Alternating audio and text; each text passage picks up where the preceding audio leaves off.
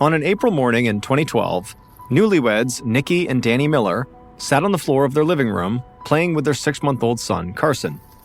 Carson lay on his back on the rug, smiling his toothless smile, his chubby little legs kicking in the air. Nikki had a stuffed animal that she kept lowering over Carson's face, then pulling it back when he reached for it. The boy went into a fit of giggles every time, and Danny's heart swelled with love as he watched. Danny was 42 and Nikki was 40, so when they got married last year, they weren't even sure they could have kids. To Danny, Carson was a little miracle, with his soft blonde hair and bright blue eyes. Danny never took a single second for granted, even though his energetic baby really wore him out. Danny leaned over Carson and made silly faces until the baby turned red from laughter. Then Nikki waved the stuffed animal again, and their baby swiped at it, but Carson's arm was stiff and awkward. Danny had noticed over the past few weeks that Carson's movements were somewhat awkward. At first, Danny had assumed it was just his son getting used to his own body. It was sort of cute. But over the last couple of days, Danny had noticed something else that was unusual about Carson's coordination. It took a lot of work for his son to roll over onto his stomach.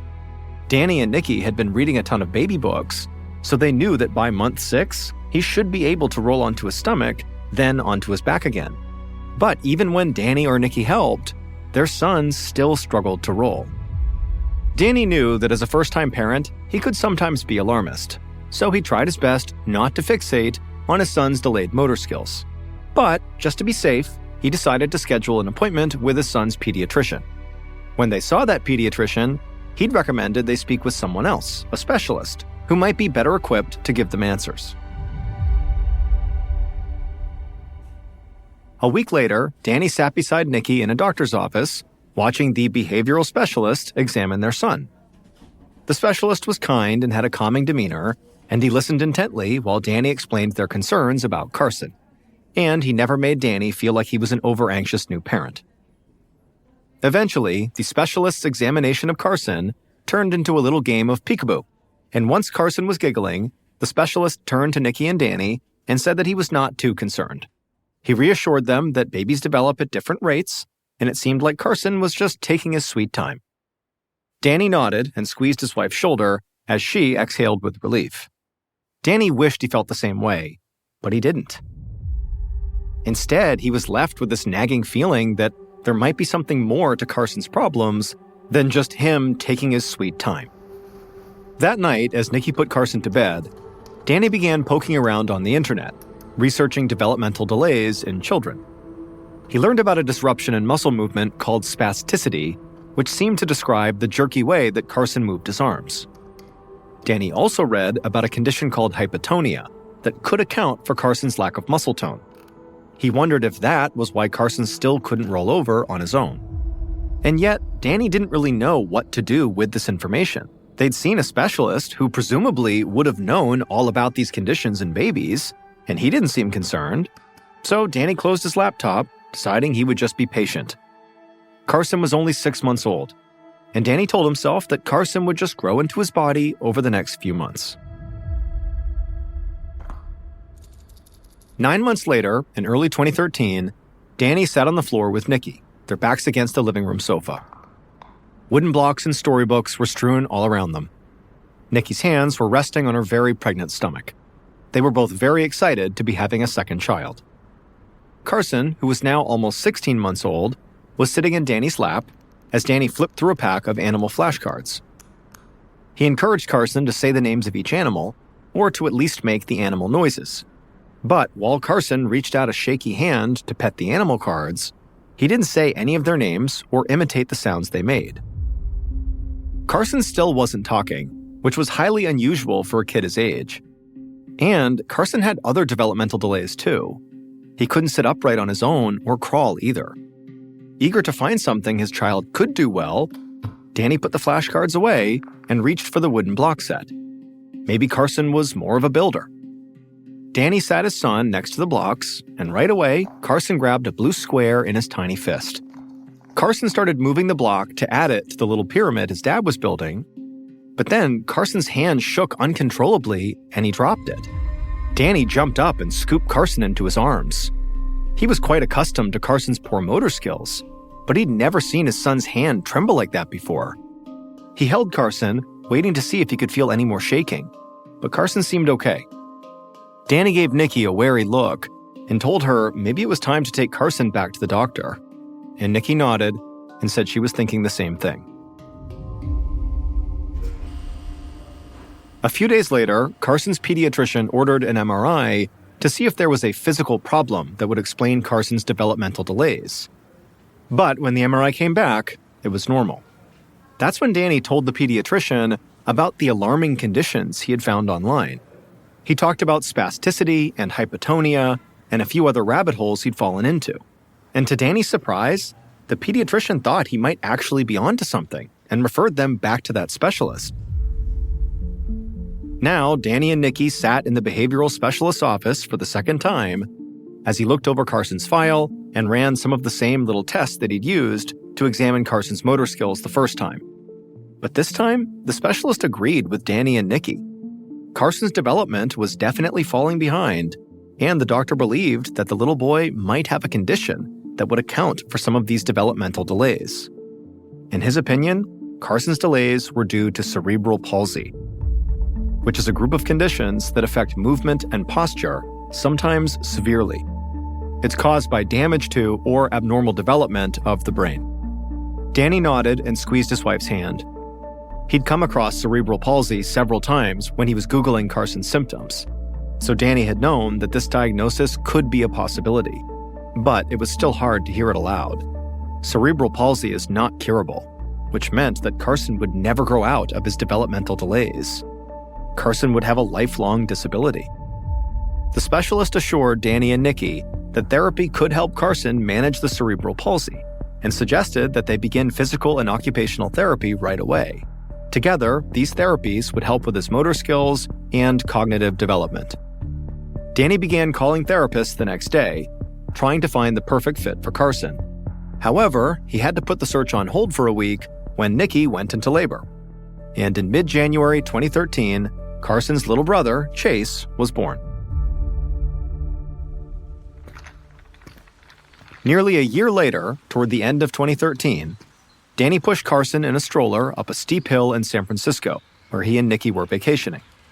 Danny's legs were burning, but Carson was enjoying the feel of the steep incline so much that Danny forced himself to keep on moving. Besides, he was following Nikki, who trudged ahead, carrying little Chase in a sling. And if she wasn't complaining, neither would he. At this point, Chase was 10 months old, and Carson was almost 3. And neither boy could walk yet. Now, this made sense for Chase, who was still a bit young to be on his feet. But for Carson, it was definitely concerning. And they had to push him in a stroller whenever they went anywhere, which made carting him up and down the steep hills of San Francisco extremely tiring. Intellectually, Carson seemed to be just fine. He was curious, always looking around and giggling, trying to grab at things that sparked his curiosity. But even after a year of therapy, he still couldn't sit upright on his own very well, let alone crawl or walk. His little brother Chase also struggled to sit upright, which worried Danny. He'd been noticing that Chase was experiencing a lot of the same developmental delays that Carson struggled with. But Danny tried not to focus on that today. They'd spent the morning at Golden Gate Park, then they had taken a trolley ride through town. Danny had loved the way the boys laughed themselves silly on the trolley as it coasted down some of the steeper hills. And so now, after lunch, Danny and Nikki were taking the boys to another park to play. They walked through the gates of a playground and set Carson and Chase into a big red sandbox. Nikki sat behind Carson, helping him sit upright, while Danny handed Chase a little plastic shovel. Chase reached out with a jerky arm and grabbed the shovel, but just as his fingers wrapped around it, his hand shook. He lost his grip and dropped it. Danny realized that Chase had a tremor in his hand, just like his older brother Carson. Danny's mind started racing. He wondered if Chase might have cerebral palsy too. Except that didn't make any sense. Danny had read once that statistically, the odds of siblings each having cerebral palsy were 1 in a million. And yet, the more he thought about it, the more it seemed like Chase was developing these same delays as his older brother. Danny thought hard for a second. If both his boys had the same condition, then again, based on statistics, they probably did not have cerebral palsy, which meant that Carson may have been misdiagnosed. And if that was the case, well, Danny and Nikki were back at square one, only worse. Now they were searching for a diagnosis for both of their children.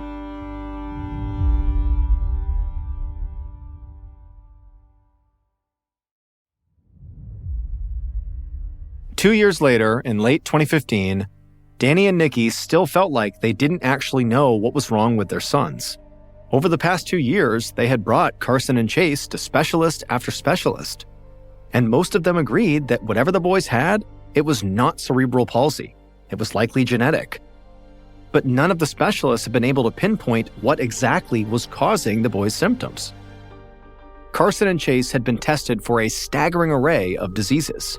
Rare metabolic disorders like phenylketonuria and Tay-Sachs, which damage the body's ability to process nutrients and enzymes. They had been tested for abnormalities in their chromosomes, as well as genetic disorders like Fragile X syndrome and degenerative disorders like Friedreich's ataxia that attacks the nervous system. So far, the boys tested negative for all of them. But that only encouraged Danny to spend more time researching on his own, looking for some kind of answer. Danny and Nikki had even discussed whether or not it was maybe something they'd done. Like, had Nikki taken the right prenatal vitamins? Or had they unknowingly exposed the boys to some kind of environmental toxin or something? They didn't know, but Danny hated the idea that they were now blaming themselves for their boy's mysterious condition. Danny knew they could not keep living like this. He had to find answers soon. A few months later, Danny was at home playing with his boys. Chase was now 2 years old, and Carson was 4. Both boys had grown into happy kids with matching blue eyes and pale yellow hair. Carson had grown out of his baby fat and looked like a handsome little boy. He still couldn't walk, but he could sit up by himself and had recently started crawling. This morning, Danny put both boys on the carpet in the living room. Then he dangled a Christmas ornament in front of Carson, who was sitting upright, watching the ornament catch the sunlight and sparkle. Danny hoped Carson would reach out and grab the ornament. This was something he had been working on in physical therapy. But today, the boy just reached clumsily toward the little figurine, touching it with his palm, but seemingly unable to close his hand around it. Eventually, when he continued not being able to grab the ornament, Carson started to get visibly upset, until Danny finally set the ornament in his lap and told his son it was a good try. But Danny was worried. Only a week earlier, Carson could actually grab hold of an object, but now he couldn't. It was like he was going backward. That afternoon, Danny called the boy's pediatrician to try to make an appointment. And that's when the pediatrician suggested that it was time to do a specialized type of testing called gene sequencing. It can detect missing or broken base pairs among the billions of pieces of the boy's DNA. The doctor thought they should do this as soon as possible. Gene sequencing is an involved procedure, and it can take 2 or 3 months to get the test results back. Danny sighed at the doctor's recommendation. It felt like he spent his entire life waiting around for test results that always disappointed. After all this time, they still didn't know what was wrong with Carson and Chase, making it impossible to treat the boys or even know their limitations. Danny worried that his son's quality of life suffered because the doctors could not figure out what condition they actually had. Still, Danny agreed to do the genetic sequencing and hid his frustration from the doctor. And when he hung up the phone, Danny grabbed his computer and took up his usual place on the couch, diving back into his own research. Early in 2016, Danny had just gotten home from work when the phone rang. It was the specialist who'd conducted Chase and Carson's genetic sequencing. Danny held his breath. They'd been waiting for these results for 3 very stressful months. During that time, both boys continued to go downhill. Chase stopped crawling, something he'd actually begun to get fairly good at, and Carson still was not walking. By this point, he should not only have been walking, but maybe even running. He should also have been in preschool by this point, making friends with kids his own age. Instead, he was stranded on the living room floor, unable to carry himself from room to room. But the specialist's call did not give Danny any relief. Danny was told that the long-awaited sequencing results didn't show any genetic damage that would explain his son's symptoms. On paper, at least, the boys seemed genetically perfect. Danny felt hopeless. He asked the doctor, what is he and his wife supposed to do now? The doctor advised Danny that the best thing he could do was just check back in a year. They might have better testing by then, and maybe then they could find some answers. Then they hung up, leaving Danny wanting to scream in frustration. It was beginning to feel like Carson and Chase were the only two people on the planet with this mysterious condition. The next day was a Saturday. Danny wanted to spend an easy morning with his family, but he knew he had a mission. Right after breakfast, he moved his laptop to the living room and spent the entire day combing through articles and medical journals. 10 hours later, at the bottom of one of his research papers, he saw something. A mention of a group called the Undiagnosed Diseases Network. Curious, Danny followed the ad to the network's homepage.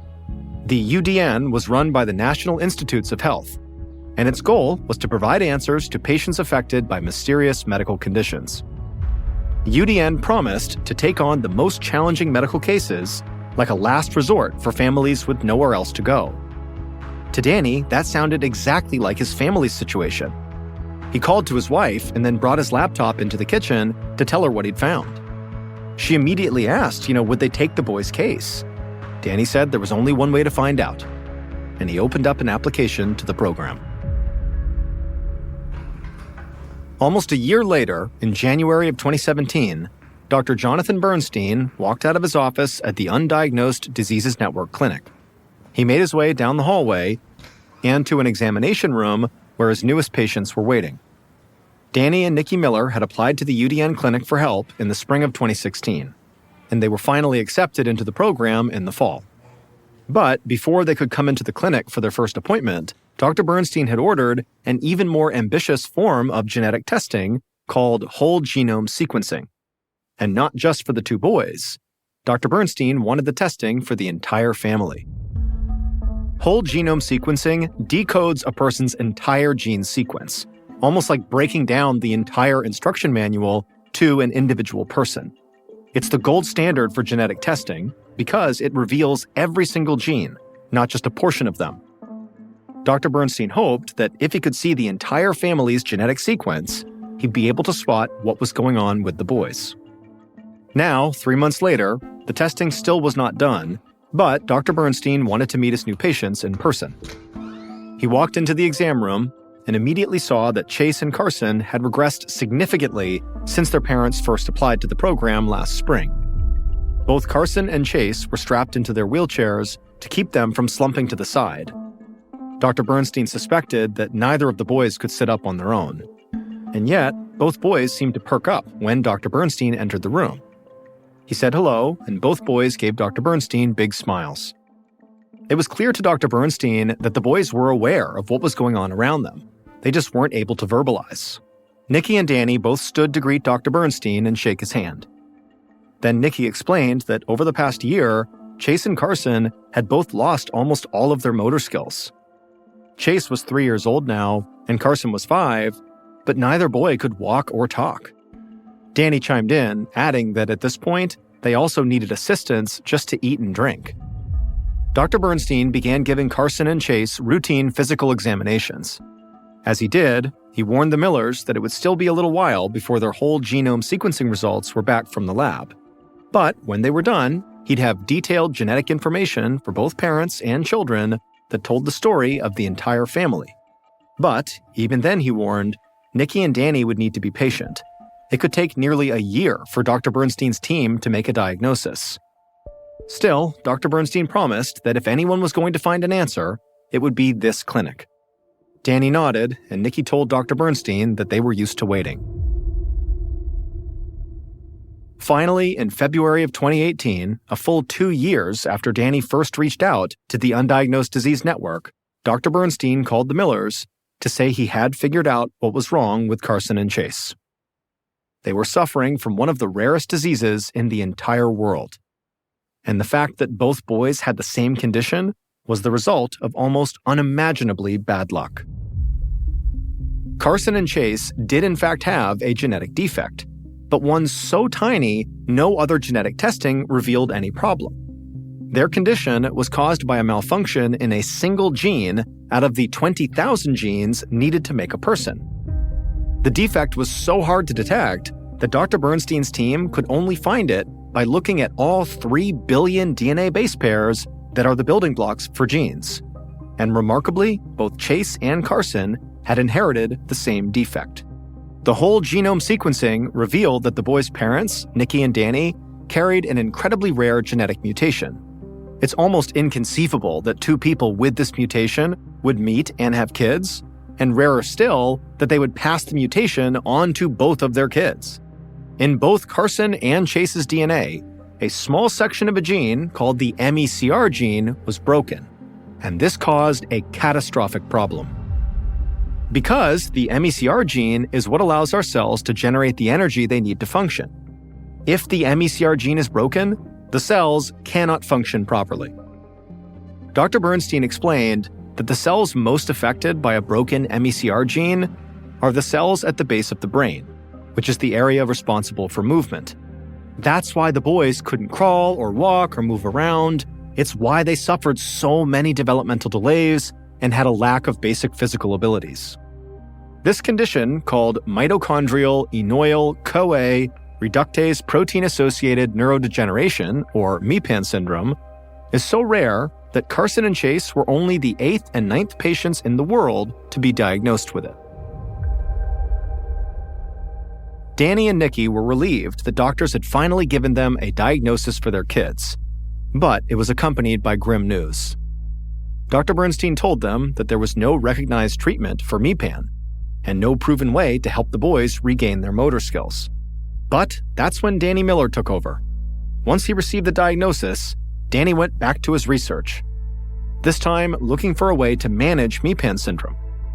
And he quickly learned that patients with MPAN syndrome lack something called lipoic acid in their cells. Lipoic acid is crucial to generating power inside cells, and without it, the brain runs out of energy. At first, Danny thought that overcoming this deficiency would mean expensive treatments and therapies. But after looking into it more, he was amazed to find that he could actually buy lipoic acid supplements for only $16 a bottle online. He ordered the supplements for Carson and Chase, and after a few months of taking them, it seemed like the boys' motor function had stopped deteriorating. In fact, when Danny and Nikki took the boys to the neurologist, he told them that Carson and Chase were even showing some signs of improvement. Unfortunately, though, there is no way to fully restore their physical abilities, at least at this time. Carson and Chase still rely on wheelchairs to get around, and they both rely on computers to communicate. However, thanks to their parents' dedication, their condition seems to have stabilized. And hopefully, in the future, there will be a better treatment plan or even a cure.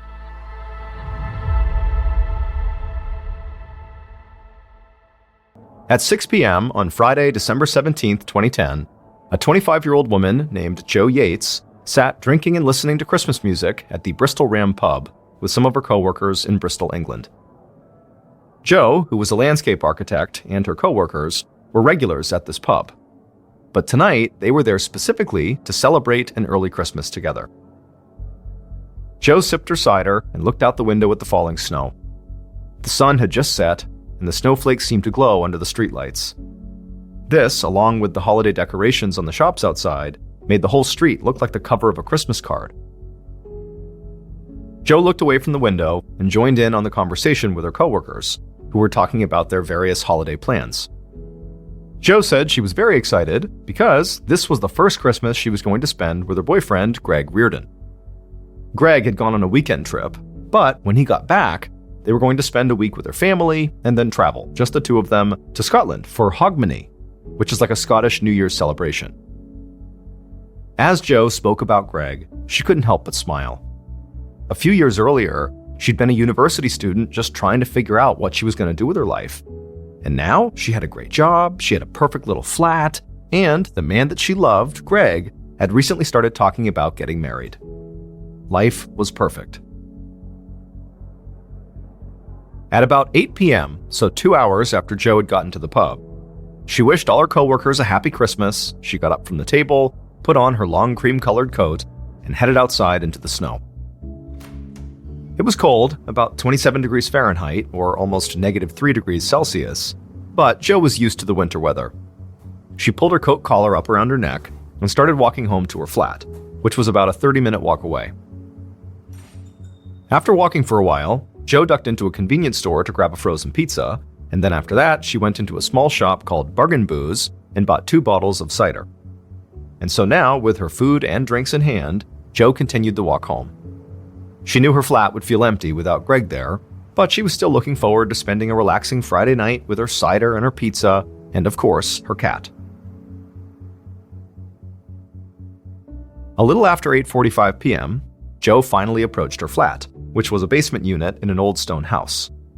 Jo and Greg's landlord, a retired English teacher, lived in the unit right above them. Jo unlocked the outside door that led directly into her flat, and then she walked inside and put her food and drinks on the kitchen counter. She took off her coat and hung it on a hook near the door, slipped off her boots, and then called for her cat. But after calling for him, she didn't hear him clacking across the hardwood floor like she expected. She looked all around the flat, but she couldn't find him anywhere. Jo shook her head and went back to the kitchen. Her and Greg's cat was a bit of an escape artist. He frequently got out.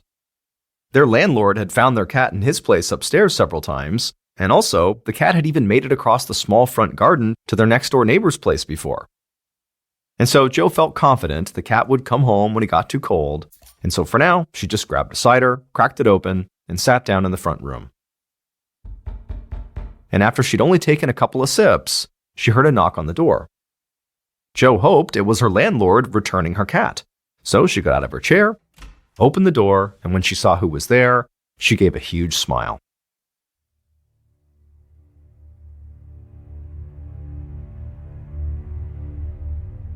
On the night of December 19th, so 2 days after Jo had met her coworkers at the pub, her boyfriend Greg got back to their flat after being gone for the weekend.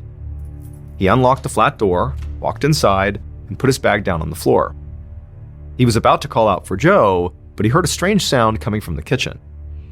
His and Jo's cat was meowing, but it sounded like the animal was afraid or angry. Greg walked into the kitchen, and he saw the cat pacing back and forth in front of an empty food bowl. This was really strange, because Jo always made sure that bowl was full. And so Greg scooped some cat food out of the bag, dumped it in the cat's bowl, and then walked to the bedroom looking for Jo. However, she wasn't there. Greg figured she must have gone out with friends or something. He had messaged her when he was heading home, and he hadn't heard back yet, but he really hadn't thought much about it. However, when he stepped back into the front room, he actually looked around for the first time, and at this point, he did start to get worried. Greg saw Jo's coat, her boots, and her purse right there in the room. He knew how cold it was, and so Jo would never have left, at least not without her coat, and she definitely would not leave her purse behind. Greg grabbed his phone and called Jo, and as he did, he suddenly felt a chill come over him, because he heard the sound of her phone ringing inside of her coat pocket right in front of him. Now, Greg started to panic. Jo was one of those people who never went anywhere without her phone. And so he immediately dialed 999, the emergency number in the UK, and he told the operator that his girlfriend, Jo Yates, was missing.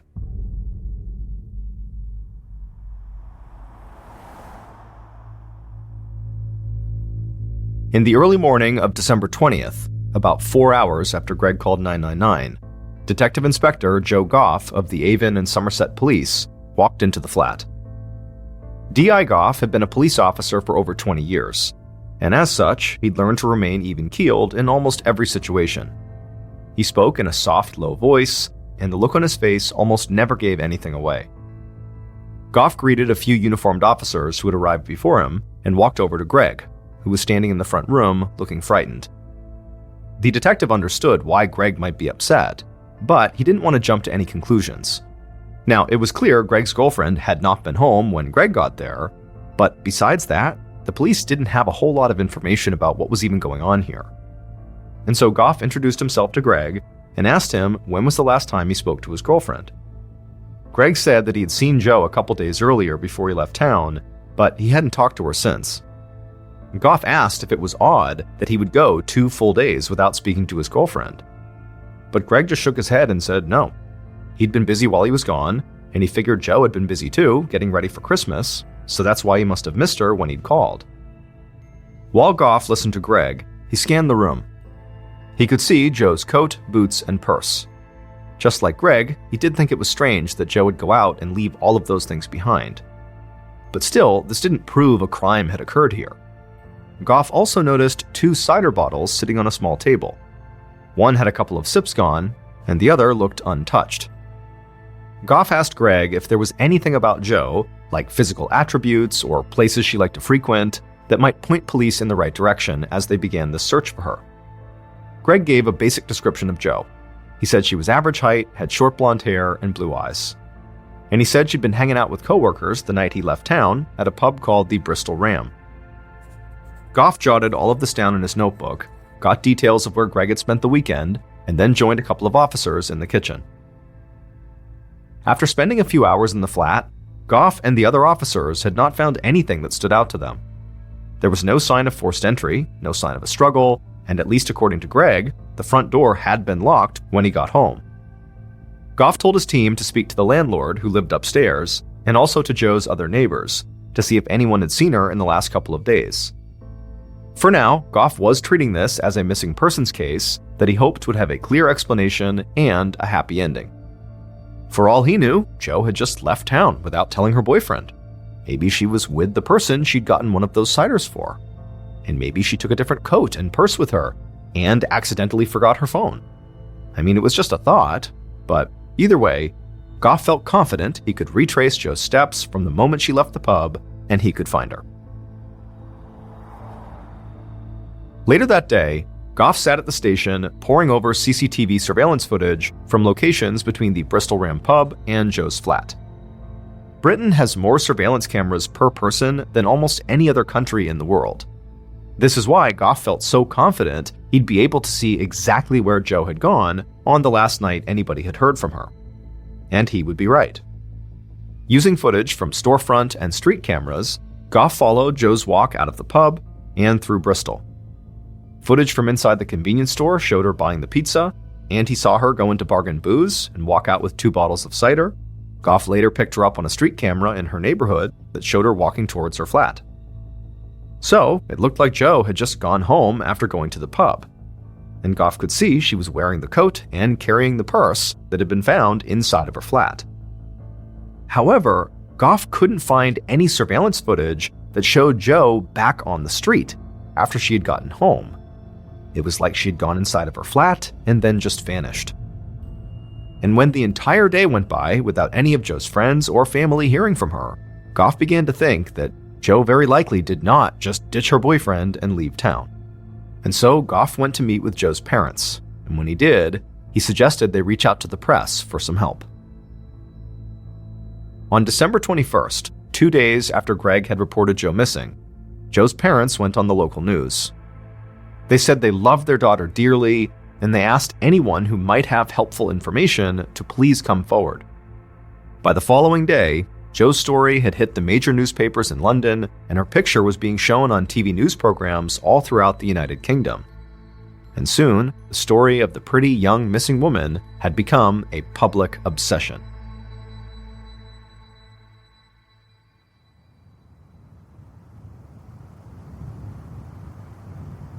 At 9 a.m. on Christmas morning, so over a week after Joe had gone missing, a couple was walking their dog down a snow-covered street that was about 3 miles away from Joe's flat.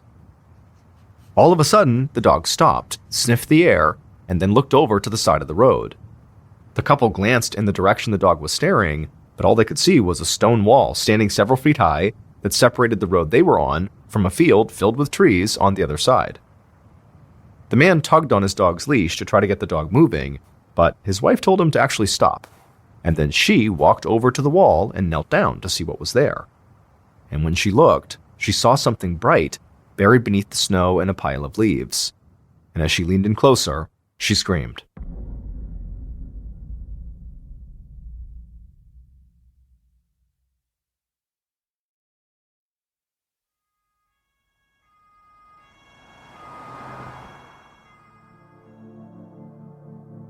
A few minutes later, several police cars came to a stop on the road where the couple and the dog were waiting.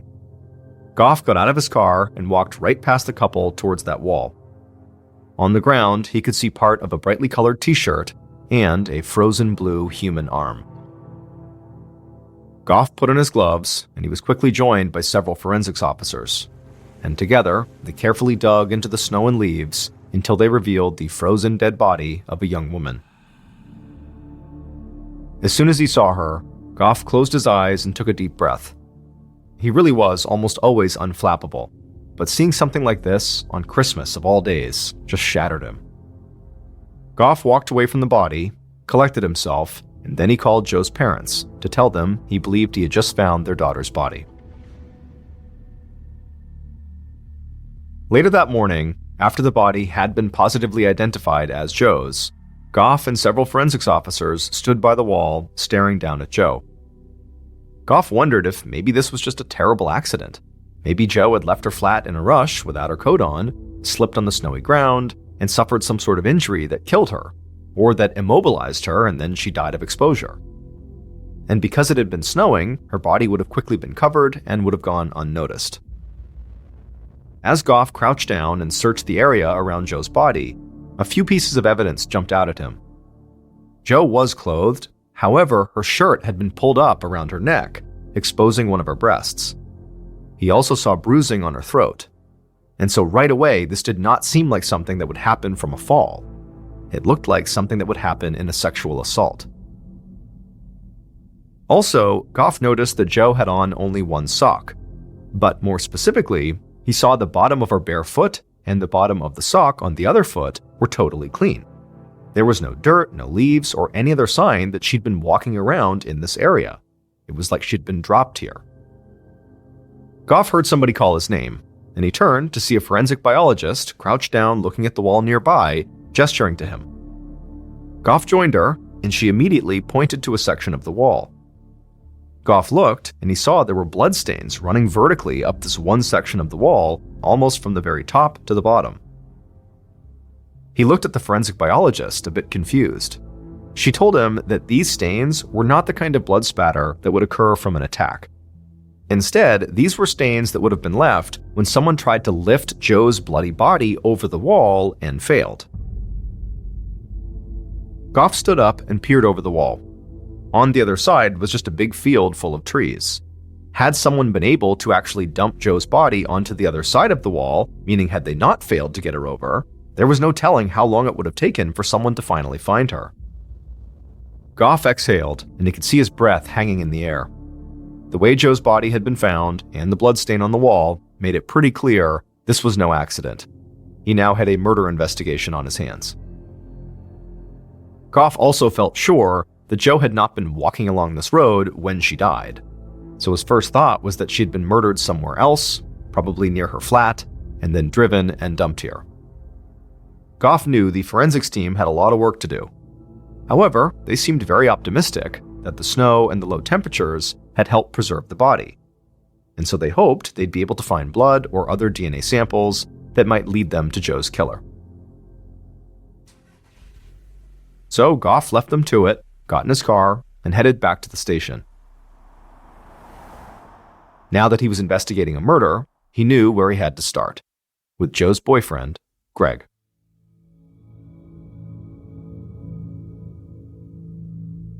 That night, so Christmas night, Goff sat across from Greg inside of an interview room, and the young man looked like a total wreck.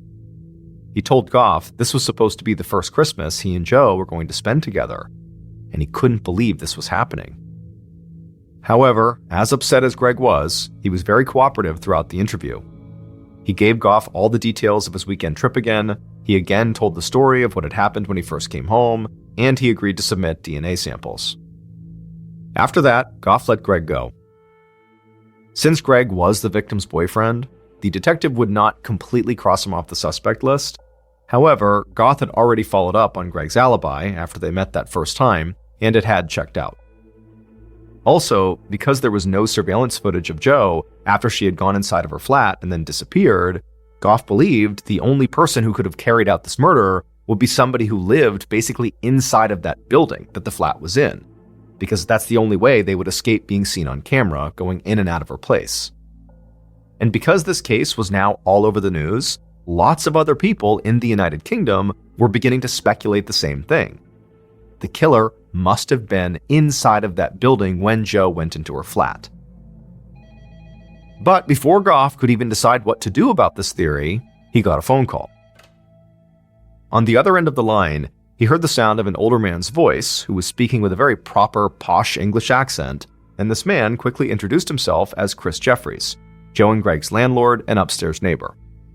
And Chris told Goff that he had seen the news about the discovery of Jo's body, and he believed he had information that would help.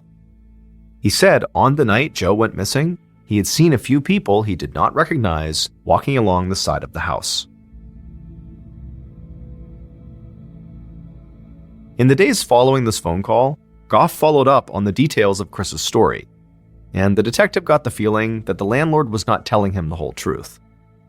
The landlord, Chris, had been aware of the investigation since the moment police showed up after the 999 call.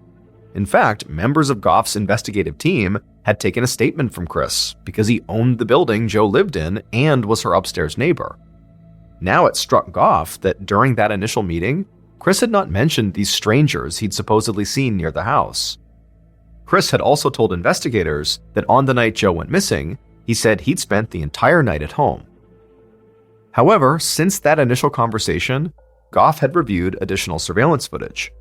And late on the night of December 17th, the last night anyone had seen Jo alive, Goff saw a car on that footage that looked a lot like Chris's car driving across a nearby suspension bridge, indicating he had not been home the whole time.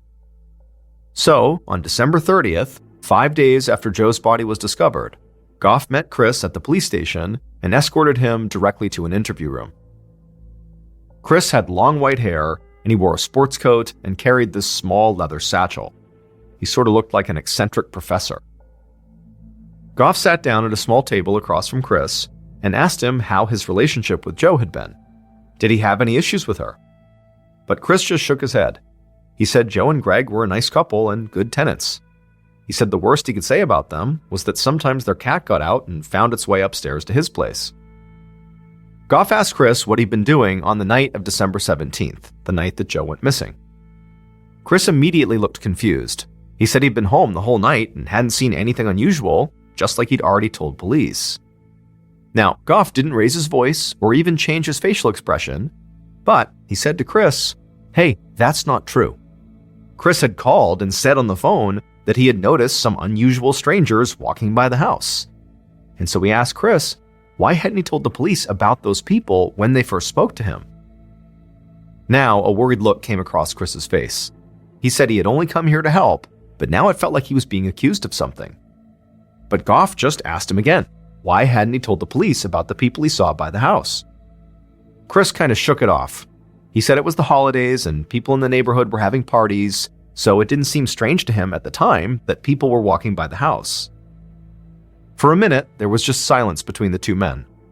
And then Goff finally said, on December 17th, surveillance cameras had caught a car that looked just like Chris's car driving across the suspension bridge that was the main route between Jo's flat and the location where her body was found. Chris looked totally stunned. He said there had to be a mistake. He never left his flat that night. It was too dangerous, it was snowing and the roads were bad, so he didn't want to leave his house. At this point, Goff just excused himself and walked out of the room. In all honesty, he really didn't know if Chris was guilty. Chris had easy access to Jo's flat, and that car on the surveillance footage could possibly be his. This was just too much to ignore, and so Goff needed a bit more time to fully dig into Chris's background and his seemingly flimsy alibi.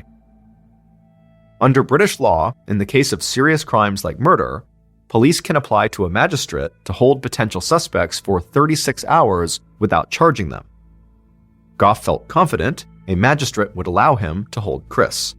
And Goff was right. That night, police arrested Chris, took a DNA sample, and transferred him to a jail cell in a nearby facility.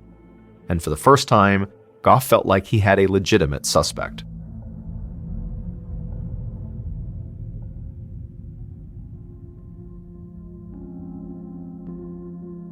The following morning, which was New Year's Eve, Goff sat at his desk staring at the front pages of multiple tabloid newspapers. Goff was very annoyed, because despite all of his team's efforts to hide it, news about Chris's arrest had gotten out. Goff flipped open one of the papers, and as soon as he did, he got even more upset. The paper had basically decided that Chris had murdered Joe. It was not just that he was arrested, but no, he was the killer. And their proof? Well, just how he looked and how he spoke. However, as upset as Goff was about this, the tabloid headlines actually ended up benefiting his investigation. Because that morning, while Goff waited to secure a search warrant for Chris's flat, he got a phone call. This caller said his name was Vincent Tabak, and he lived in the building right next to Joe's that also happened to be owned by Chris. Vincent said he had seen Chris's car earlier that night facing one direction, and the following morning, Chris's car was facing the opposite direction. When Goff heard this, he started to get excited. If he could prove Chris was lying about staying home on the night Joe went missing, he might be able to definitively link Chris's car to the one he'd seen on the suspension bridge in the surveillance footage. After Goff hung up, he immediately asked a detective on his team to follow up with Vincent to see if he might have seen or heard anything else that night. And then soon after that, Goff got the approval for his search warrant, and so he and his team headed over to Chris's upstairs flat. It was New Year's Eve, and as Goff drove across town, he believed he might actually be able to close this case before people all across the country popped open champagne bottles and welcomed in 2011. When Goff and his team walked inside of Chris's upstairs flat, it felt like they'd stepped into a library. The walls were lined with shelves that were overflowing with old books. Goff told his team to split up and begin their search, and it didn't take long before one of them called out from the kitchen. And so Goff and the other officers walked into the kitchen, and they found that officer sitting on the floor holding something that he'd found tucked under one of the kitchen cabinets. When Goff bent down to get a better look, he thought he was looking at the smoking gun that would wrap this case up, because the officer on the floor was holding a pair of trainers, the British word for tennis shoes, and one of these trainers looked like it was stained with blood. Even the normally calm and collected Goff could not hide his excitement. Between this shoe, the call from the next-door neighbor, and the surveillance footage from the bridge, Goff felt like he was close to having enough evidence to build a strong case against Chris. And so officers bagged the trainer and had it sent off to the crime lab for expedited testing. And by the following day, which was New Year's Day of 2011, the lab came back with the test results. And on the same day, the lab also reported that they had run tests on DNA samples they'd found on Joe's clothes and skin. And when all these test results came in, Goff knew that they had found Joe's killer.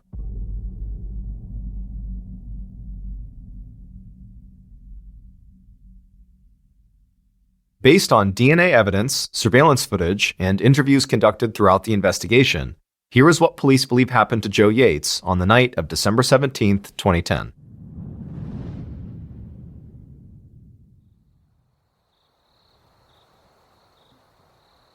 Around 8:45 p.m., the killer stood outside of Joe's front door holding her cat. The killer clutched the cat close to their chest so it wouldn't dart off, and then knocked on Joe's door. Joe opened the door, saw the cat, and immediately smiled. She apologized for the cat's behavior and thanked the killer for bringing her cat back. The killer said it was no problem, leaned in through her door and put the cat down, and as the cat trotted off towards Joe's kitchen, the killer lunged at Joe, pushed her further into the front room, and slammed the door behind them. Joe screamed, but the killer immediately covered her mouth while they shoved her through the flat towards the bedroom. Joe tried to fight back, but it was happening so quickly, and the killer threw her onto the bed, pulled her shirt up around her neck, and grabbed at her chest. Joe struggled, and one of her socks fell off in the fight. The killer tried to keep her pinned down, but Joe let out this loud scream, desperately hoping somebody would hear her and save her. The killer panicked and punched her in the face. Blood ran down Joe's cheeks. Then the killer just wrapped their hands around Joe's throat and squeezed. They sat on top of Joe, strangling her violently for over 20 seconds until Joe stopped breathing and died. The killer got off the bed and walked to the front room. They could hear the cat walking around in the kitchen, but other than that, there wasn't any noise coming from the outside.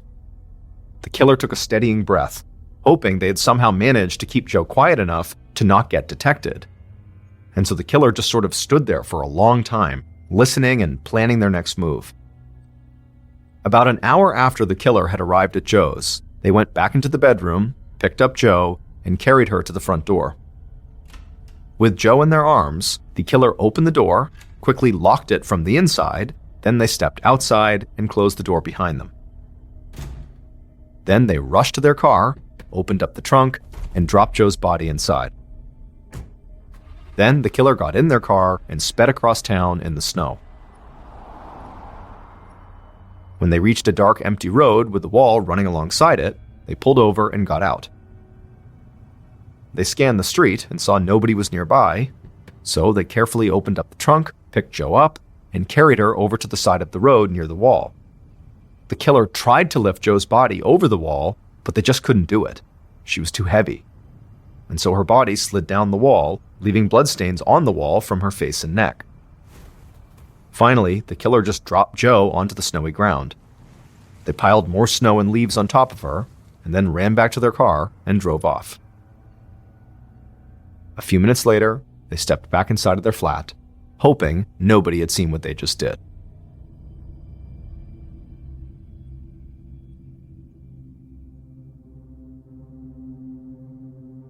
Despite what some people in the media had already decided, Joe's landlord, Chris Jeffries, had nothing to do with Joe's murder. It would turn out Joe's next-door neighbor, Vincent Tabak, had killed her. Vincent was the one who had called police to say he believed that Chris, who also happened to be his landlord, had driven off in his car on the night Joe was killed, that he was lying about being in his flat the whole time.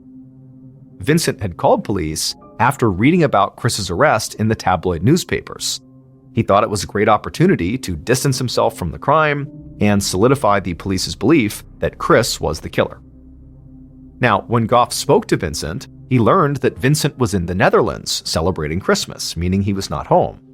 Now, this didn't mean he was guilty, but it struck Goff as just a little bit suspicious, and so he wanted to follow up with Vincent.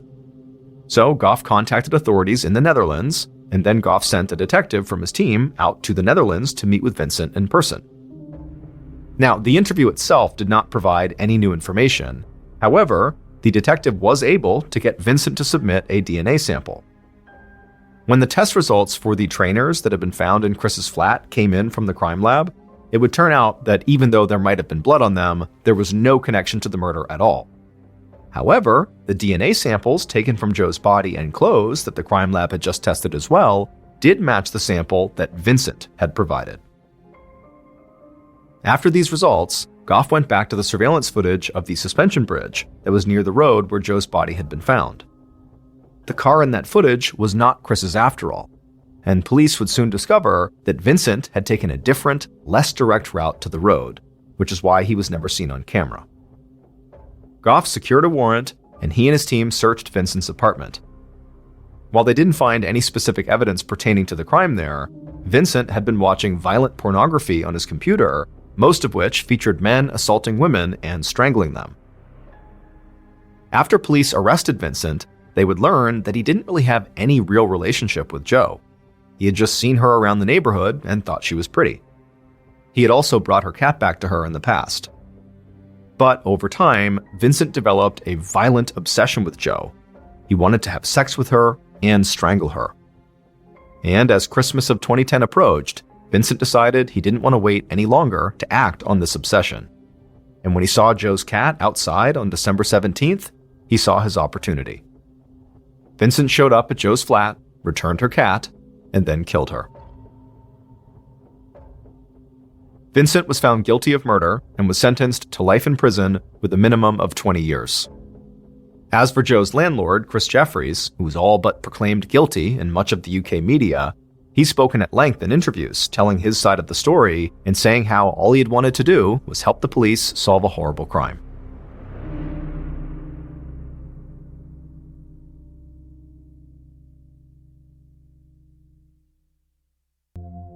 In the fall of 2002, 19-year-old Gemma Houghton moved into her dorm room at the very prestigious University of Manchester in England to begin her freshman year. Her first couple of months at the school were relatively uneventful. She spent all of her time focusing on her studies, and so she really had not gone out and met any new people. But in early 2003, so about halfway through her freshman year, she was standing outside of her dorm when this boy she had never met before walked up to her and introduced himself. He was this tall, very handsome, very charming guy. He said his name was Ian Redmond. He was a senior at the school, and he in fact lived in the same building that she did, and so he just wanted to introduce himself. Now, Gemma was not looking for a boyfriend, but she was immediately attracted to Ian, and Ian would later say the feeling was mutual. This chance encounter would ultimately blossom into a full-fledged romantic relationship, one that would ultimately lead to Ian 6 years later proposing to Gemma on Christmas Eve 2009. That same year they got engaged, the couple who had diligently saved money for years and years and years were able to pool their money and buy a house together. It was not a very nice house. It was a fairly beat-up cottage in this little town in England that would need a lot of work, but Ian and Gemma were actually very excited to do the work. They looked at this as an opportunity to make the house exactly the way they wanted it, and it was a chance for them to spend some quality time together. So for the next 2 years, during all of their free time, Ian and Gemma would work on their home, and then finally in August of 2011, right before their actual wedding day, they finished the renovation. Their home is done. And so they get married, and then literally right after their wedding, instead of going right into a honeymoon, they just moved right into their dream home that night. And so for the next couple of days, the newlyweds got to enjoy being husband and wife for the first time inside of their dream home, and then it was time to go on the honeymoon. In addition to having set aside money for the down payment on their home, the couple had also set aside money for this honeymoon. They wanted it to be an amazing vacation. And so what they decided to do for their honeymoon was to go to Seychelles, which is this island nation in the Indian Ocean, which many say has the most beautiful beaches in the world. So on August 10th, the couple hops on a plane and they fly to Seychelles. And when they land, they check into their resort, which is this unbelievable place that overlooks this perfect beach with white sand and crystal clear waters. And then after getting checked in, the couple goes down to a restaurant and they're having a bite to eat. And as they're sitting there, they're probably thinking to themselves, this is going to be the best vacation ever. During the first week of their trip, the couple was very active, spending lots of time exploring the island and going out on different excursions and going to lots of restaurants. They were just all over the place. And so come Tuesday, August 16th, which was the start of their second week and final week of this honeymoon, the couple was kind of tired from all the activity. And so they decided they would just have a lazy day at the beach that day. And so the couple grabbed their swimsuits and their towels and their chairs, and they left the resort and headed down to the beach right outside. And then after finding a decent spot on the sand, they set up their chairs and towels, put their stuff down. And Gemma, she laid down on one of the chairs to begin sunbathing. And Ian, he grabbed his fins and his snorkel, and he kissed Gemma on the cheek and said he was going to go down to the water and go for a swim. Gemma remembers watching Ian as he walked across the beach and stopped in front of the water and put on his big fins and got his snorkel on, and then he kind of awkwardly duck walked his way into the water. And Gemma remembers just smiling and laughing to herself watching him awkwardly do this, and then thinking to herself how lucky she was to be married to such an amazing guy. She really loved him so much. After Ian had finally gotten into the water and had begun his snorkeling journey, Gemma laid back and began to doze off to sleep. A little while later, though, Gemma suddenly woke up to the sound of what almost sounded like someone sneezing really, really loudly. And so instinctively, she sat up and scanned the waterline for her husband, but all she saw were other tourists in the water swimming and snorkeling and doing all sorts of stuff. She couldn't find Ian. And then she heard a male voice calling out for help, and it was coming off to the right towards the top of the beach, pretty far away from her. And she turned and she saw Ian. Ian was about 60 feet off of the sand, so he's well out into the water, and he appeared to be kind of hunched forward with his arm kind of in the water, and he's waving his other arm in the air. It was like he was stuck on something, and before Gemma could get up and run to him or help him in any way, Ian just begins to scream at the top of his lungs. When Ian began screaming, there was a surgeon who was also on vacation at this beach who was in a boat near where Ian was. He hears the scream and he boats over to Ian, and he and the guy who was in the boat with him managed to pull Ian out of the water. They get him on the boat, and Ian is alive and he's conscious, but he is missing his entire left arm. He's missing the majority of his left thigh, and there was a huge chunk missing from his midsection. It would turn out Ian had been attacked by a bull shark, one of the most aggressive sharks in the world. That sneezing sound that Gemma had heard that had startled her awake was the sound Ian had made through his snorkel when the shark bit down on him. The surgeon rushed Ian to the shore and pulled him out and got him onto the sand and began trying to save his life. At the same time, Gemma had come running up the beach and she managed to push through the quickly forming crowd, and she drops down next to her husband. And Ian at this point is alive and he's conscious. He's very badly hurt, but he's looking up and he's clearly making eye contact with Gemma. And Gemma, she's looking down at her husband and she's making clear eye contact with him. And they don't really say much. It was like this horrible moment where all they could do was just be in the moment together. And so during this kind of silent acknowledgement, Ian would ultimately pass away. It would turn out, over the past few weeks, there had been a rash of shark attacks at this beach, including one other fatal attack on another tourist. Because shark attacks in Seychelles were so unheard of, they believed this had to be the work of one rogue bull shark. That was the one shark that was doing all of these attacks. And so because this shark had not been captured or killed, the country had actually instituted a temporary ban on swimming at this beach and a few other beaches. But for whatever reason, the ban had not been communicated effectively to the tourists, nor had it been enforced on the tourists. And so Gemma and Ian had no idea the water was a dangerous place to be. They just looked out and saw other tourists swimming around and believed it was totally safe, when in reality, it obviously wasn't. Gemma would quickly return to England, and she would host her husband's funeral in the same church she and he had been married in 10 days earlier.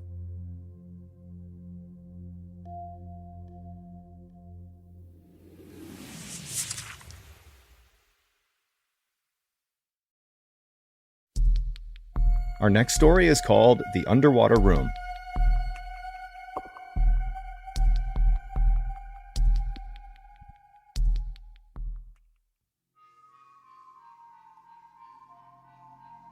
In 2017, Steven Weber was a larger-than-life 38-year-old DJ living in Louisiana. That year, through a mutual friend, he met Kenesha Antoine, who was a 38-year-old lawyer also living in Louisiana. And as soon as they met, they immediately hit it off and began dating. They both had always wanted to travel the world, but they never got around to it because life always seemed to get in the way. But now that they had each other, and so therefore had travel partners, they decided they couldn't wait any longer, and so they created a bucket list of all the places in the world they wanted to go, and then over the next couple of years, they began checking places off their list. In 2019, when Kenesha was going to turn 40, they decided they needed to go somewhere really special to celebrate. And so they checked their bucket list to see where they hadn't gone yet, and they ultimately settled on going to East Africa because there was a resort there they had always wanted to stay in. It was called the Pemba Resort, and it was famous for their underwater room.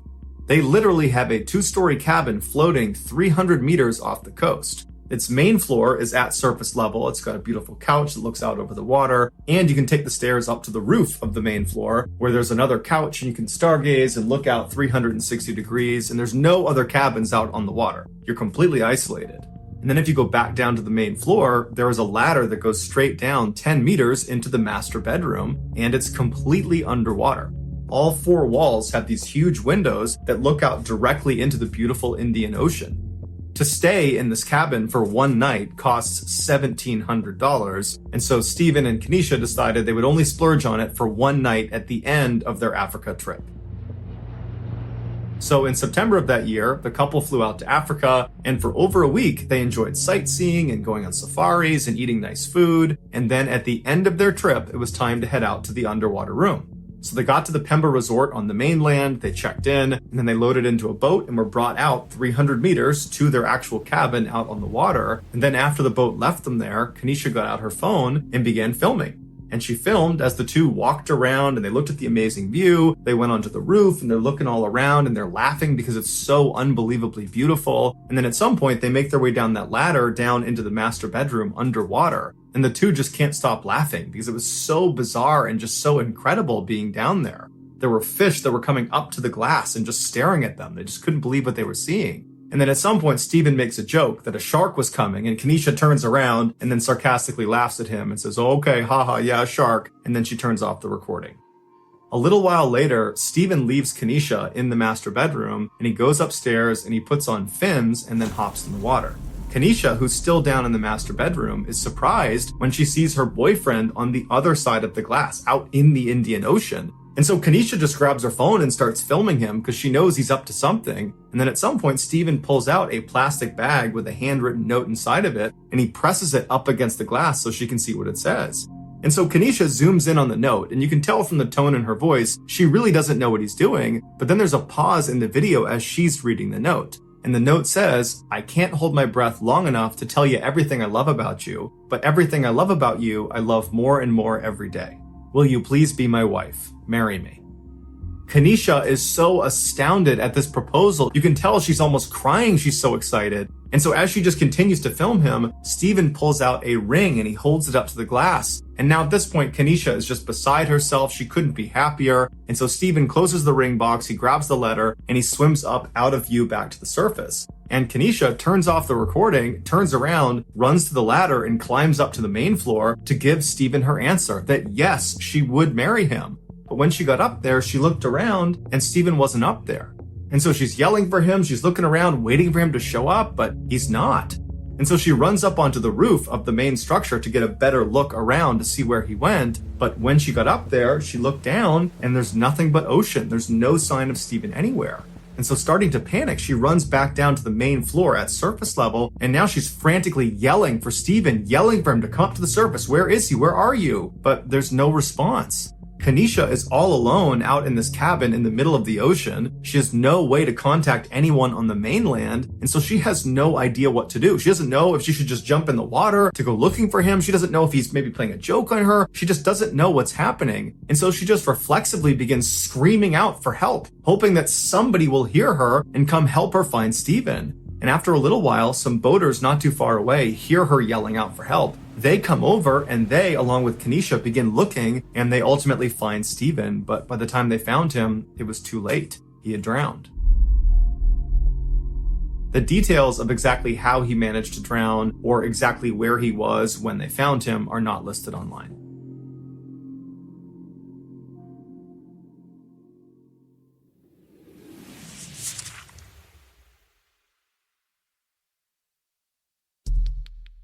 The next and final story of today's episode is called Embrace.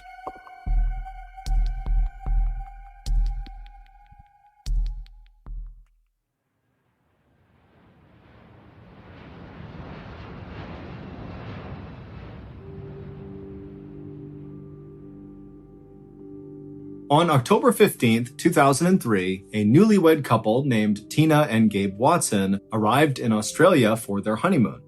They were both 26 years old and lived in Alabama, and neither of them made very much money. Tina worked in the kids department of a clothing store, and Gabe worked for his father at a packaging company. But Gabe's family had gifted this honeymoon trip to Australia to Gabe and Tina, and so the couple was so excited about it, and they had taken actually a whole year to plan this trip out. It was going to be the adventure of their lives. Once in Australia, the couple spent the first week in Sydney, which is one of the biggest cities in the country. They went on a river cruise, they visited the famous Sydney Opera House, and they went to see the koalas at the zoo, something Tina was very intent on doing because she loved animals.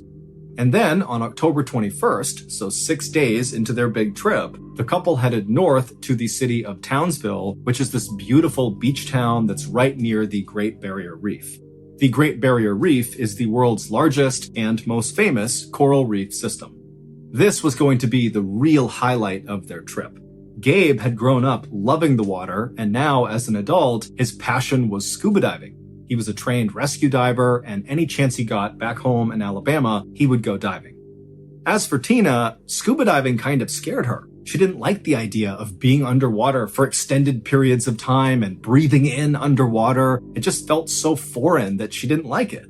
But she knew Gabe really wanted her to go scuba diving with him in Australia, and so 10 months earlier, in January of 2003, Tina had begun taking scuba diving lessons, and then right before they headed out for this trip to Australia, Tina had gotten certified in scuba diving. So, after arriving in Townsville, Gabe and Tina would spend the night in a hotel, and then early the next morning, the couple would get up and make their way down to the dock where they would board a diving boat. This boat was going to take them out into the open water, right over this famous shipwreck called the Yongola, where lots of people scuba dive, and this Yongola wreck is right near the Great Barrier Reef, so it's a truly amazing place to go scuba diving. When the couple actually was out on the open water, they looked around and just could not believe how stunning everything really was. The beach town at a distance was unbelievable, and the water was perfectly clear blue, where they could see thousands of fish shimmering and swimming all around them. Finally, the dive boat came to a stop over the area where the Yongola wreck was, and Gabe and Tina began putting on their dive gear, as did the other 4 tourists who were also on this diving trip. Now, Gabe and Tina were dive partners, which meant for this dive, they were instructed not to leave each other really at any point until they're back on the surface. But initially, once they and the other divers were put into the water, the entire group swam down together 100 feet to the bottom of the ocean where this shipwreck was. And at first, everything was going great. The swim down was easy, and then once they got down there, because the water was so clear and sunlight could reach them, they were able to look at each other and just really take in how spectacular this really was. But unfortunately, Gabe, he looked at his wrist at some point and noticed his dive computer, which tells you how much air you have left and what depth you're at, was malfunctioning, and so he signaled to Tina that he needed to go to the surface and get his computer fixed. And so he and Tina would swim away from the group back up to the surface. And then once on the surface, Gabe was able to talk to the dive leader on the boat, and he was able to get his dive computer fixed. And then after only a couple of minutes of being back on the surface, Gabe and Tina went back under the water and began heading back down towards the rest of the group. And as Gabe and Tina approached the rest of the group, they saw they were all kind of swimming around in dive pairs around the Yongola wreck. And so Gabe and Tina, they got down there and they joined the queue and began as well moving as a pair around the wreck. Back up on the surface, the dive leader, who was up in the boat, was just kind of sitting there waiting for the divers to come back up, when all of a sudden he noticed there was this sudden eruption of air bubbles coming up to the surface. And so he peered over the side of the boat to see what was going on. And Gabe, who had only left the surface after fixing his dive computer maybe 5 minutes earlier, came bombing up out of the water. And when he did, the dive leader immediately noticed that Tina was not with him.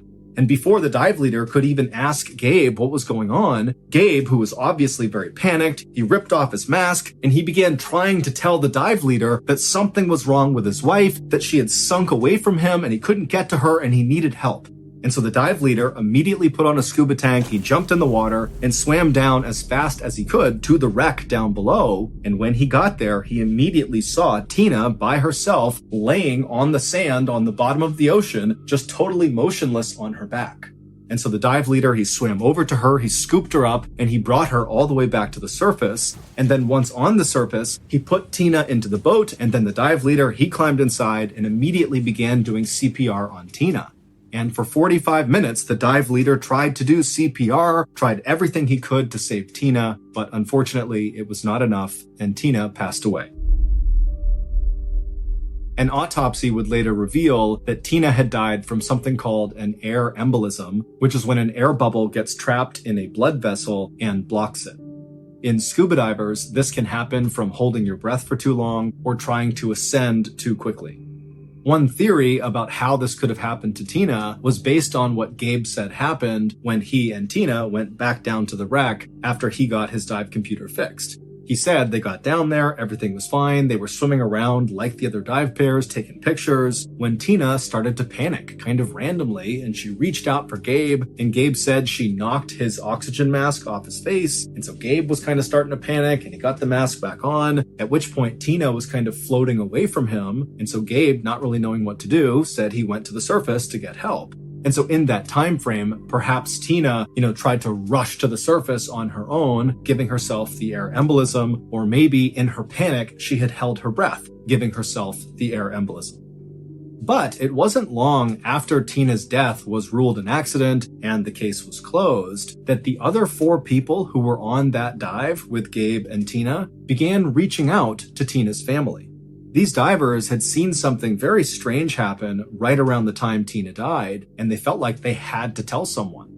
One of these 4 divers would tell Tina's family that as they were swimming around the wreck, they saw Gabe and Tina come back down after Gabe had fixed his dive computer, and pretty quickly after they reached the bottom, Gabe seemed to give Tina a hug, like a really strong bear hug.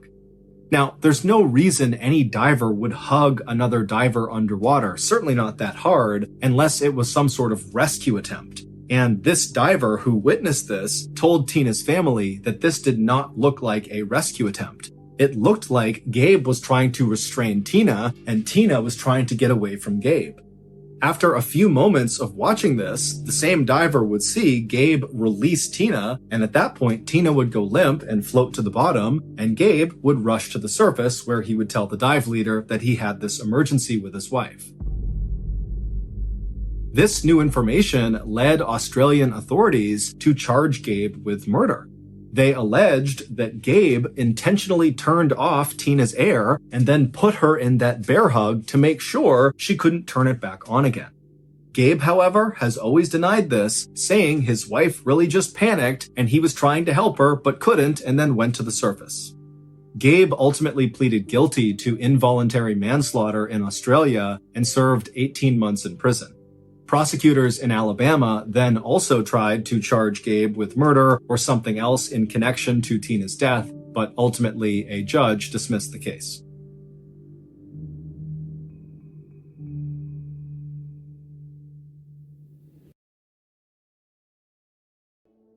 On the afternoon of September 27, 1956, a 13-year-old boy named Neary Morgan was walking with his 2 younger brothers through a desert in South Australia called Maralinga. Neary and his brothers were members of an isolated Aboriginal tribe called the Martu, and they were out right now to hunt kangaroos for their family. So Neary had a spear, and his 2 younger brothers had a club, and they also had a boomerang. And for a while, they had been tracking this particular group of kangaroos. But every time they slowed down and, the brothers got ready to strike, the kangaroos would take off, and it was very frustrating. But eventually, as they were walking, this group of kangaroos stopped at a watering hole, which was just a few dozen yards away from them. And so at that point, the brothers knew this was their chance. These kangaroos were going to stay here long enough that they could strike. And so Neary signaled to his brothers that it was time to move.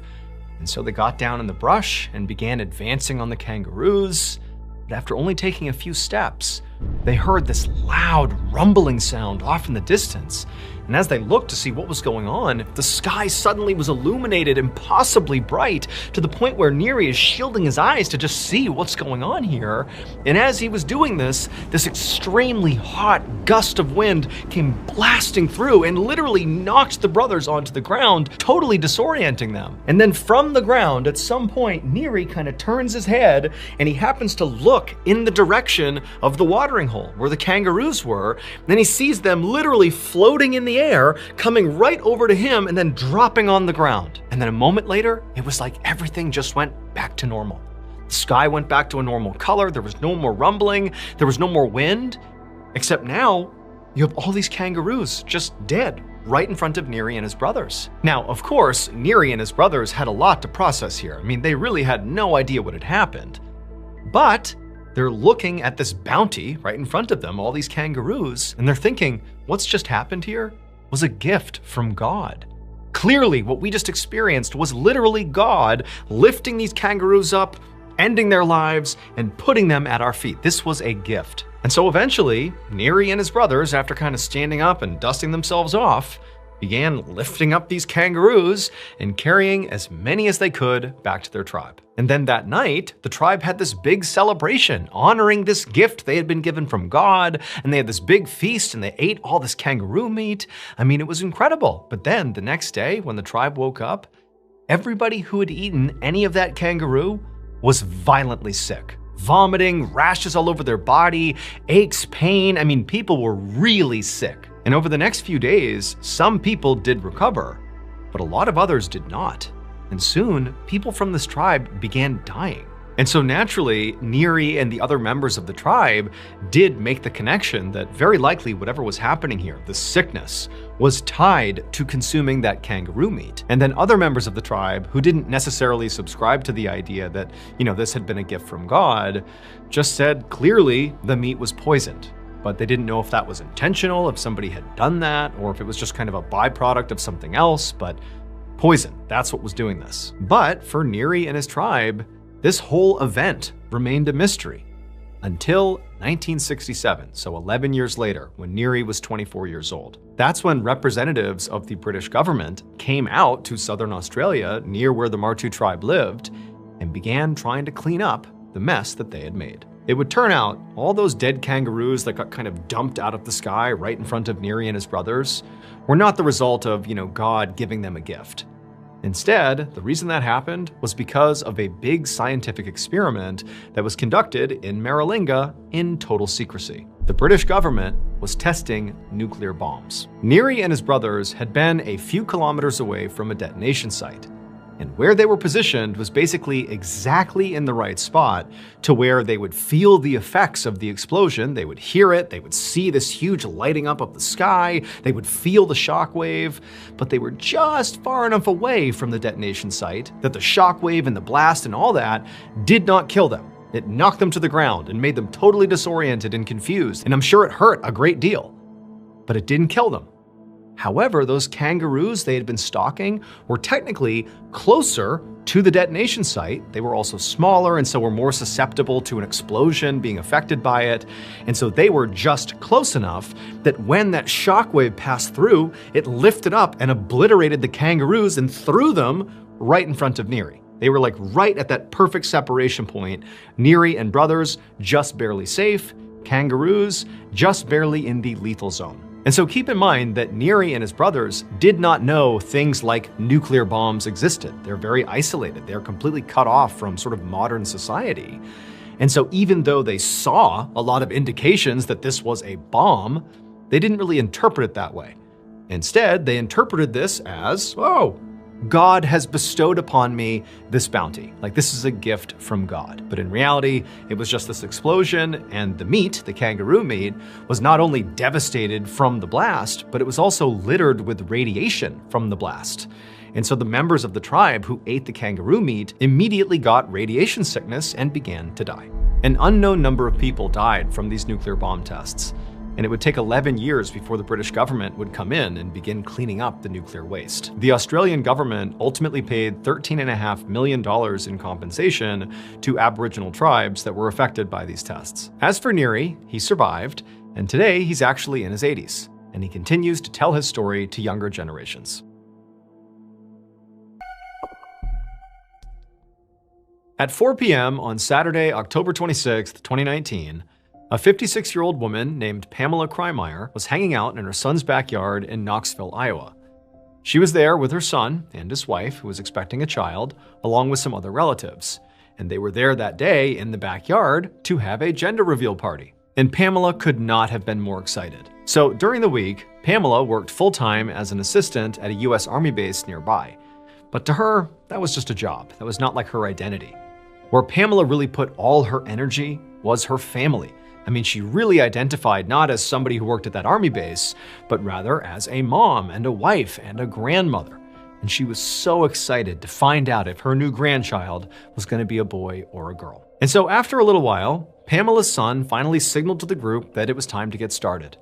And so Pamela and the other relatives got really excited and they backed up towards the fence on the side of the yard, and Pamela pulled out her phone to film this because she wanted to make sure she saved this moment for future generations. I mean, this was a pivotal moment in her family's history.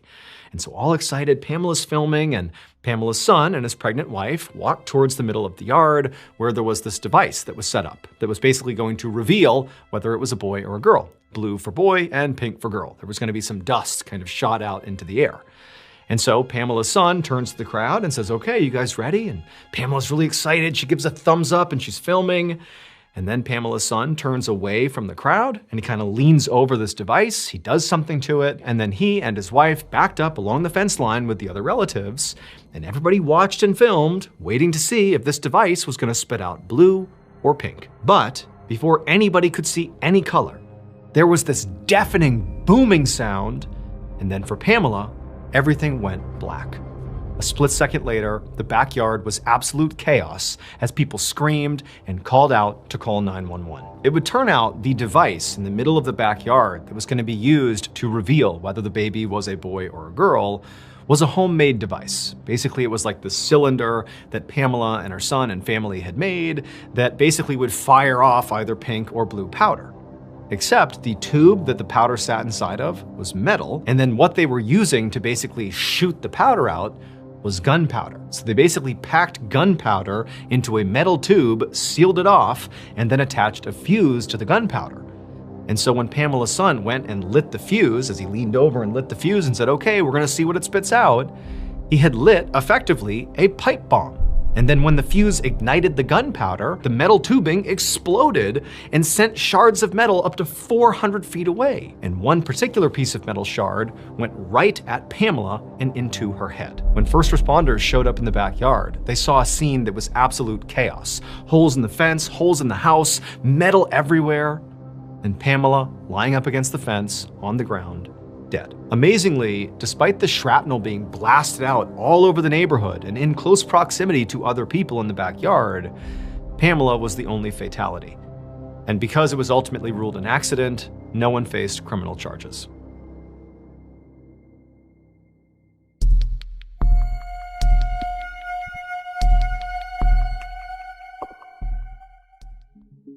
On the morning of October 30th, 2014, a 54-year-old Russian pilot named Sergei Galitsky, along with his translator, walked into the Flight Safety International building in Wichita, Kansas. This building was inside of the Wichita National Airport, and it was basically just a big training facility for pilots. Once inside, Sergei walked up to the front desk and explained to the clerk in Russian that he was here that day to try to get a certification for a particular type of Cessna plane. His translator then repeated what he said in English to the clerk, at which point the clerk nodded and said they would go back and get Sergei's instructor. A few moments later, the clerk returned, now with a 78-year-old man named Jay Ferguson, who was the instructor. Jay introduced himself to Sergei and the translator, they all shook hands, and then Jay led the two deeper into the building. And as soon as they were inside, Sergei and the translator saw all this crazy high-tech training equipment basically everywhere they looked. Eventually, Jay came to a stop in front of this big, white, circular pod that was up on top of this electronic base. Now, to the untrained eye, this might look like a futuristic amusement park ride,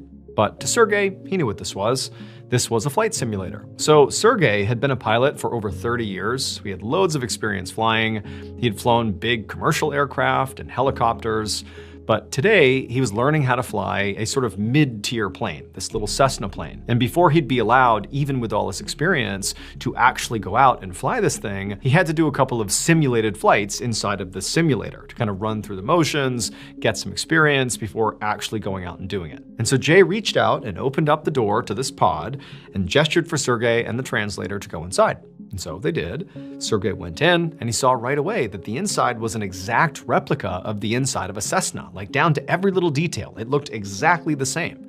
Even out the windows, it appeared like they actually were situated on a real airport runway. And so Sergei sat down in the pilot's seat, Jay took a seat next to him, and the translator took a seat behind both of them. Once they were situated, Jay and Sergei went through the mandatory pre-flight safety checks, something you would do on any flight. You just make sure the plane is in good working order, that your communications are good. Same thing they would do for a real flight, they're doing for this simulator. And then once they were done, Jay pressed a button which turned on the engine of this flight simulator. And it actually felt like it really turned on a real engine, like the pod began to rumble, like this was a real plane. Then, once Jay gave Sergei the green light, Sergei released the brakes, at which point it very much appeared like the plane began to roll forward. And as it did, Sergei grabbed the yoke, which is like the steering wheel, and he began to turn the plane, this simulated plane, towards the runway.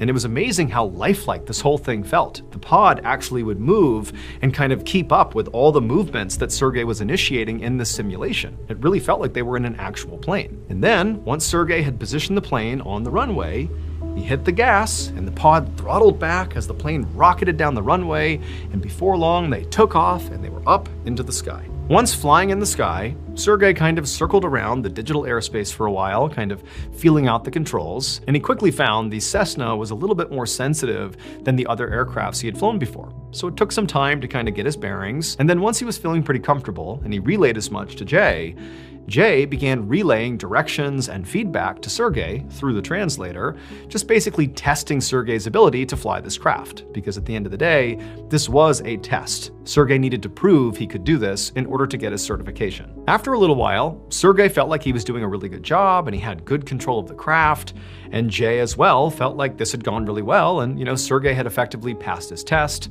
And so a decision was made to go ahead and land this plane back on the runway. So Sergei circled around and he angled the plane right alongside the runway, and he came down and he was taking his time and everything was going exactly right. And then right as the wheels of this plane touched the runway, the instant that happened, there was this loud crashing sound, and then everything went black. At the same time this was happening, folks standing outside of the Flight Safety International building, they heard this loud crashing sound, and they looked in the direction, which is toward the Flight Safety building, and they saw there was this massive fire and black cloud of smoke coming up from the backside of the building.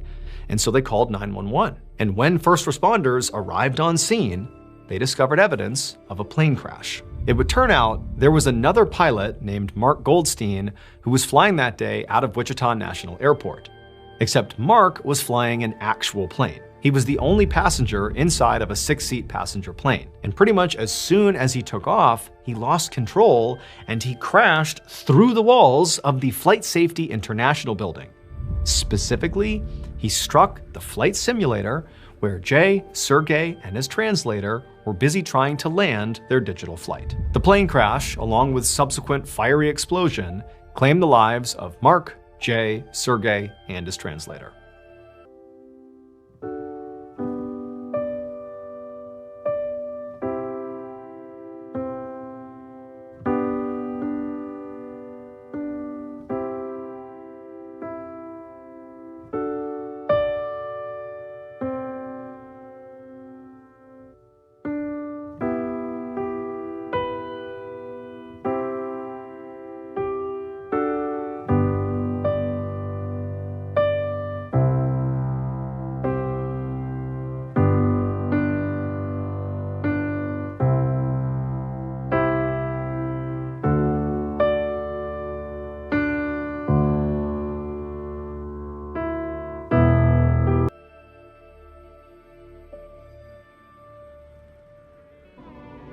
In case you haven't heard yet, our newest graphic novel, MrBallen's Presents Where Nightmares Live, is available for pre-order right now. It contains another 9 heart-stopping, strange, dark, and mysterious stories, all based on real events. This was a passion project. It took a lot of time, a lot of people involved, from the artwork to the storytelling. I mean, this is a beautiful piece to add to your collection, so you gotta check it out. The book comes out on September 30th, but again, you can pre-order your copy at book.ballenstudios.com, or you can click the link in the description below. There are a limited number of hand-signed copies available, but